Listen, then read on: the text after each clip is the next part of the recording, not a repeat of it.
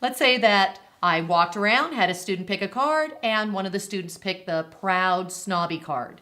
So I asked them, which one do you want? Do you want a character to be proud or snobby? Proud. So they feel proud of themselves. They did something they feel really good about. Like, look at me. Look what I just did.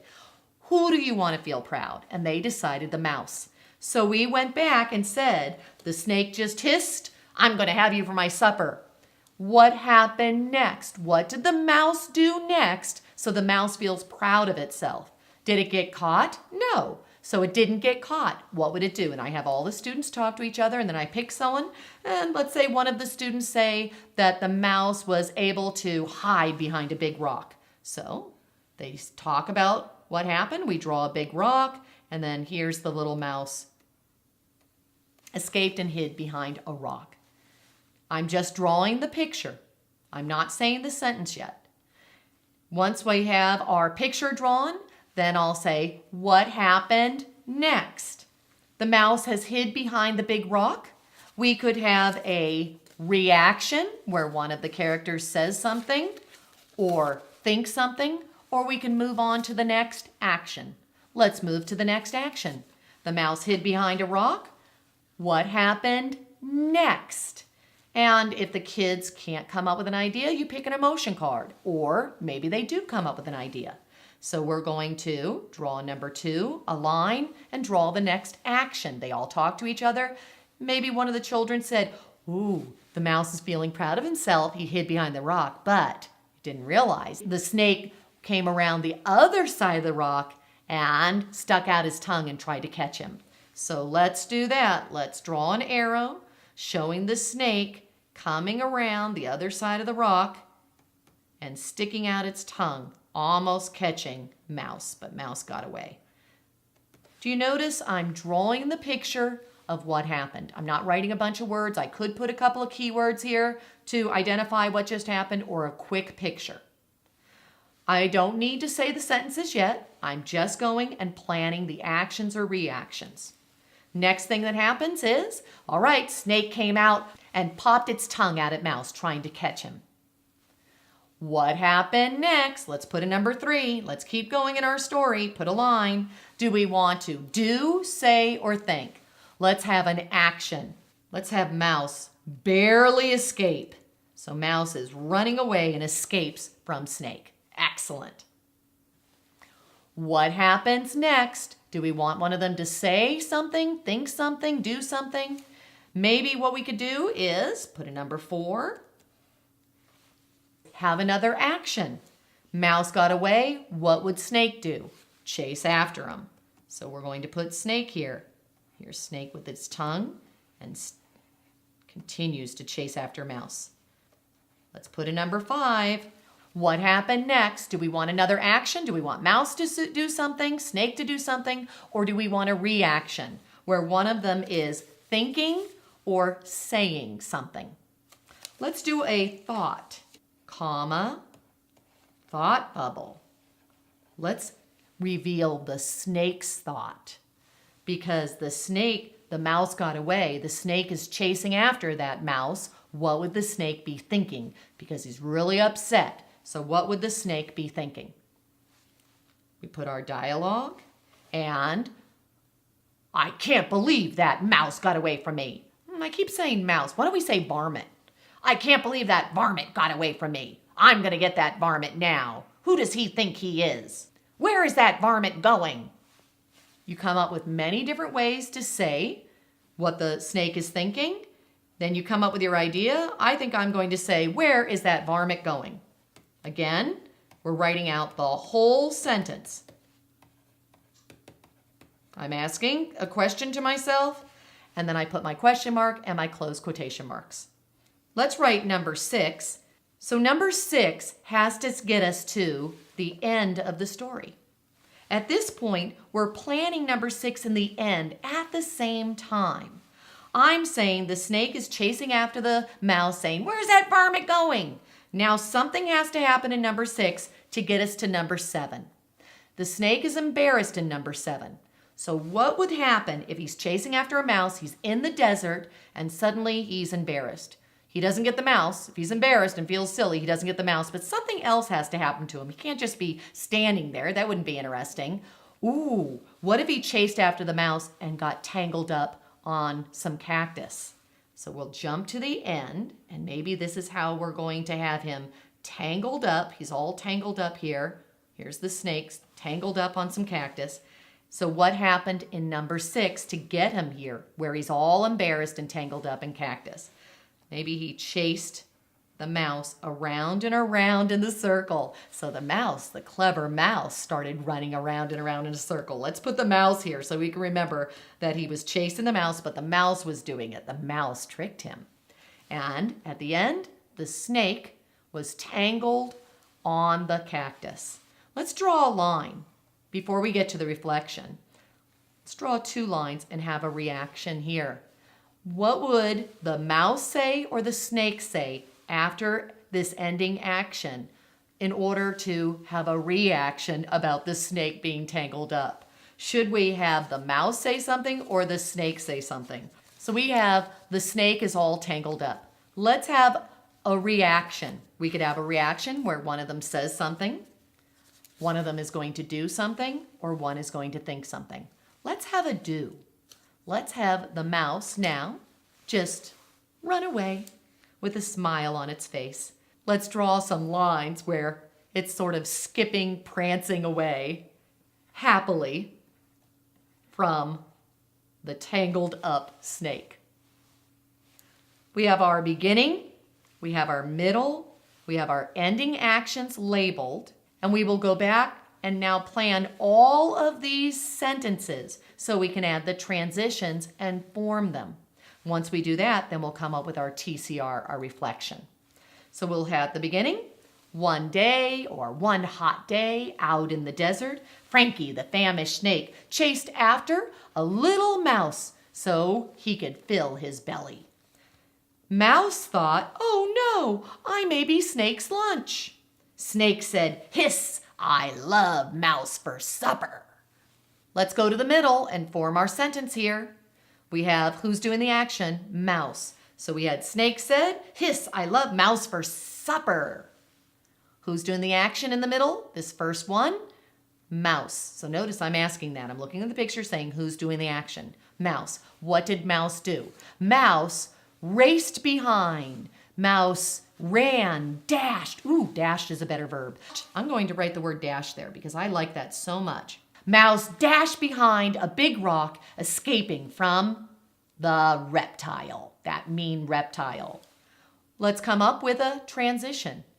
Don't forget, you could use your transition chart to help the students come up with ideas. On our transition chart, you can say when, where, how, give emotions to start a sentence, or a sound effect. Let's say, how did the mouse dash behind the rock? Quickly. So we have quickly, mouse dashed behind the rock, escaping from snake.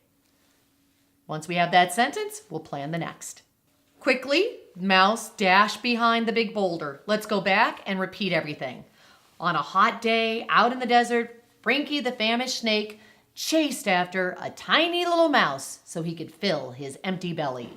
Mouse thought, oh no, I may be Snake's lunch. Snake said, hiss, I love mouse for supper. Quickly, the tiny creature, ooh, I'm going to put creature here too because I keep saying mouse and I don't want the redundant police to come and get me. Quickly, the tiny creature dashed behind the rock, escaping from that mean serpent, that mean reptile. What happened next? So we're looking at the number 2 here, the picture. Who's doing the action? Who did the action? Snake. What did Snake do? Snake came around and tried to, snuck around the rock and surprised mouse. So let's go to the beginning, a transition. How about we say out of nowhere, Snake popped from behind a rock trying to catch the mouse, surprising the tiny mouse. Ooh, that's much better. What happened next? Go to the third one. Who's doing the action? Mouse. What did mouse do? He raced away. He ran away. Now let's go to a transition. How did he run away? Well, we had quickly up there. Let's do, how quickly did he run? As fast as lightning. Let's put that. As fast as, and then we'll put some lightning here. As fast as lightning, Mouse ran away from Snake. As fast as lightning, Mouse scurried away. Ooh, let's put scurried there. We know that's a good word. As fast as lightning, Mouse scurried away so he wouldn't be eaten. Let's go to the next one. We have Snake. What's Snake doing here? Snake is really upset. You know what? Instead of even getting to the action, let's plan our transition. So who's doing the action here? Snake. Maybe we could call him Frankie again. Frankie, what did Frankie do? Frankie slithered, chased after the mouse, or chased after his meal. Ooh, I think I'll put chased here. How are we going to start this sentence? So we have Frankie chased after his meal. Let's do an emotion. How did he feel? Ooh, he's really upset, but he's also really angry. So he's upset that he lost him, and he's also angry. Instead of saying angry or mad, why don't we use a higher level word, livid? Upset and livid. Upset and livid. Frankie chased after his meal. Who's doing the next sentence? I don't want to say Frankie again, so let's just say he. He, and then he thought, where is that varmint? But instead of thought, let's use wondered. He wondered.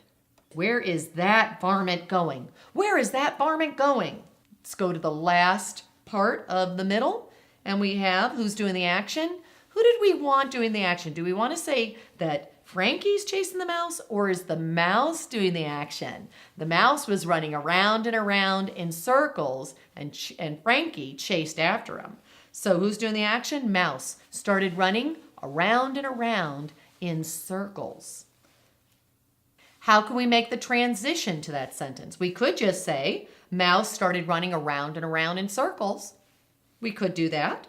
Or we could say, up ahead, or right in front of Frankie, or in front of Frankie. Why don't we do that? In front of Frankie, Mouse started running around and around in circles. Started running around and around in a circle. We have our beginning, our middle. Let's go to the end. Who's doing the action? Snake. Boy, does he feel upset and embarrassed, because what did he do? Snake was tricked by Mouse, and what happened? Snake ended up tying himself into a knot around a cactus. That is so great. So let's say the sentence. Snake wrapped himself, or Snake was tricked by Mouse and ended up being tied in a knot around a cactus. Let's just start that with the word snake instead of having a transition. Snake tied himself in a knot as he raced around chasing the mouse. Let's go to this next sentence. Who's doing the action? Snake now is tied in a knot. We're going to have this last action here of the mouse. In our picture, we see it's a mouse. What's the mouse doing? We could say he hopped away. He merrily hopped away, laughing at Snake because he fooled him. Or we could say sashayed away. Let's use sashayed because that shows that he's thinking he's just too clever and wonderful. So who's doing the action? Mouse. What did Mouse do? Sashayed away from Snake, snickering and laughing. How could we start this sentence? Maybe we could use an emotion. Merrily, Mouse sashayed away from Snake, snickering and laughing. That sounds great. We have all of our sentences. Let's plan our TCR, transition, character, reflection. How can we start our transition? In the end, after that day, looking back from that day on. So we're going to give many different transitions. How about we put looking back? Who is the character that this is mostly about? We're going to say Snake. So let's put Frankie. Looking back, Frankie, now let's have our R, reflection. Frankie's going to reflect on what just happened to him. What had happened? Looking back, Frankie, is he looking back and wishing something, learning something, or did he feel something, discover? What word could I use? Looking back, Frankie wished he was more clever. Looking back, Frankie learned not to be fooled by a mouse. Looking back, Frankie discovered that a cactus can be a mouse's best friend. Let's go and figure out which one we want. So notice I'm giving many different ideas of how you can make a reflection.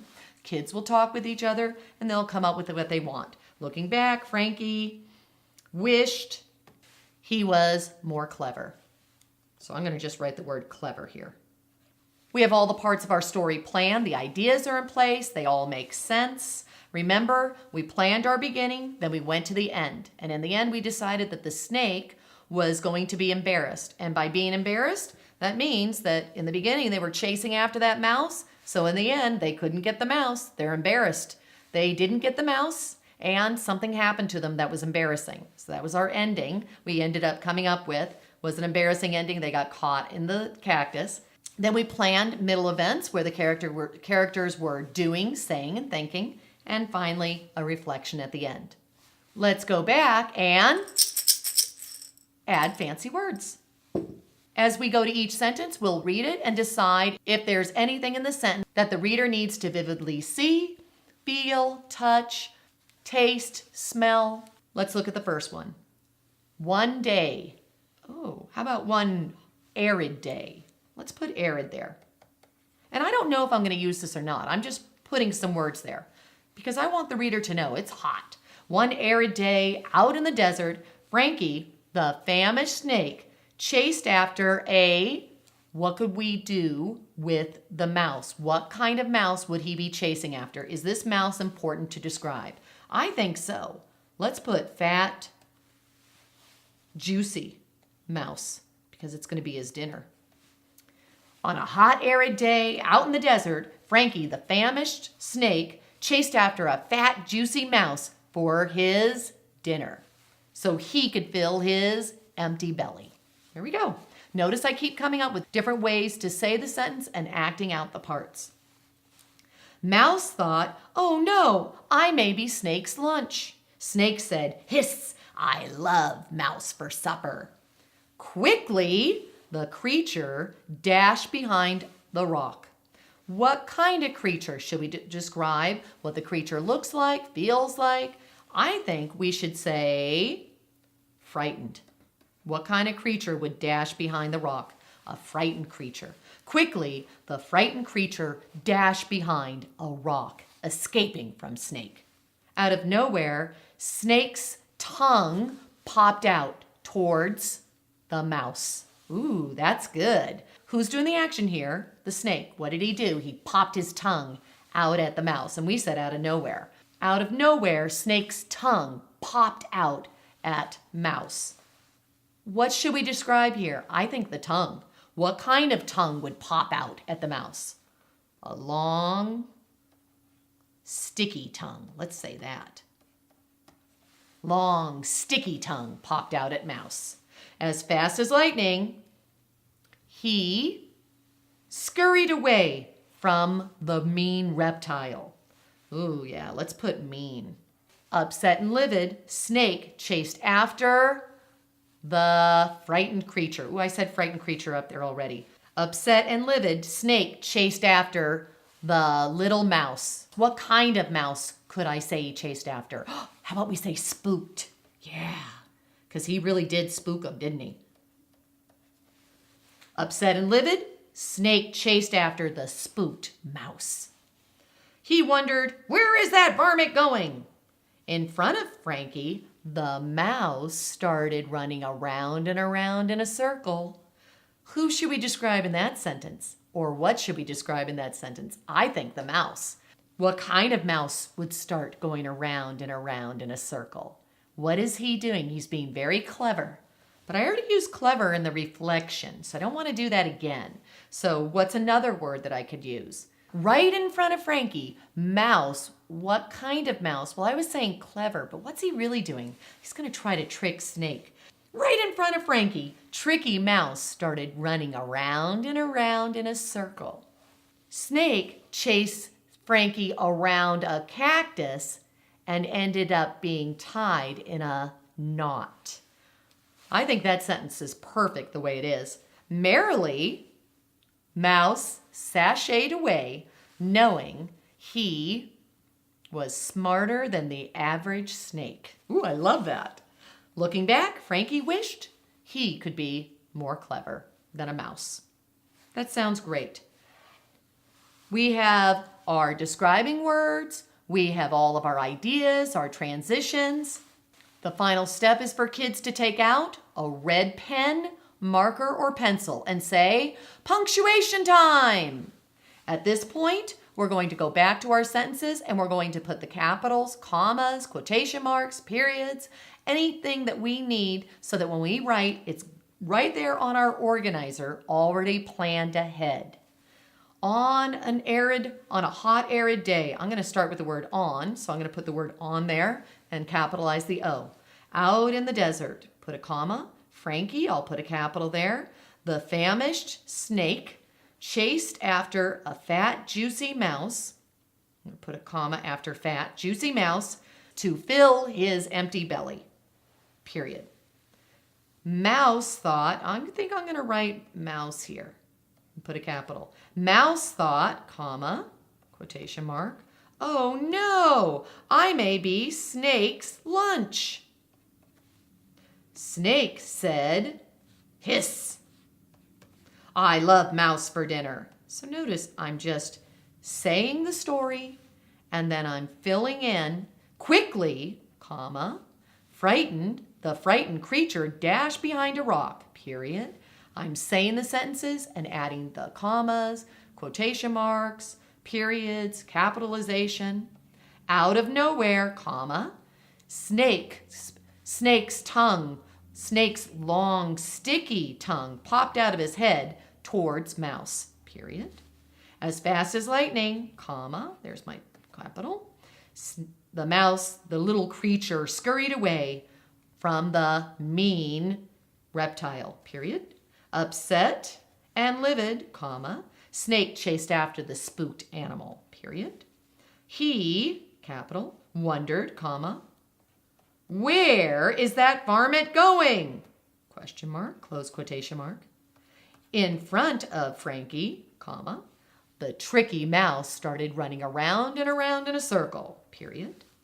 Snake, capital, Snake chased mouse around a cactus and became tangled, period.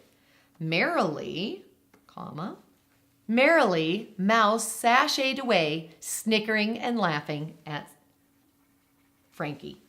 Looking back, comma, Frankie wished he could be more clever than the average mouse, period. We have our punctuation, our mechanics, punctuation are on our paper. Notice there are many sentences for the beginning, middle, and end. At the beginning of this lesson, I had spoken about how this organizer could be one paragraph or several paragraphs. At this point, when you're done and you're orally rehearsing your paper over and over again, because that's critical, you're taking these ideas and turning them into sentences, you need to also say before you write, are these going to be the beginning a paragraph, the middle a paragraph, and the ending a paragraph? So you're looking at how much you've written there, how much you've planned. And we're going to say, wow, there's a lot in the beginning, middle, and end. So we're going to put a line across the beginning box, the middle box, and the ending box with a highlighter. This highlighter is telling you, the writer, that you're not only going to orally rehearse, let's say the beginning of the paper, but the highlighter's reminding you, indent when you go to write. After I finish writing the beginning of the story, then when I head to this middle box, I'll see the highlighter and that will be a reminder, oh, that's right, I have to indent because it's the middle of the story. It's Critical that students see this organizer as a beginning, middle, and end, but also that the number of sentences here may be too many to put all together in one paragraph. So now they start to see paragraphing. Here's our beginning, middle, and our end. Orally rehearse this over and over again. Practice, walk around, listen to students. If they sound as if they can say these sentences with ease and they've mastered them, and remember, they don't need to say the sentences the same way that you say them, just as long as they make sense. You want them to keep rehearsing, add, change a little.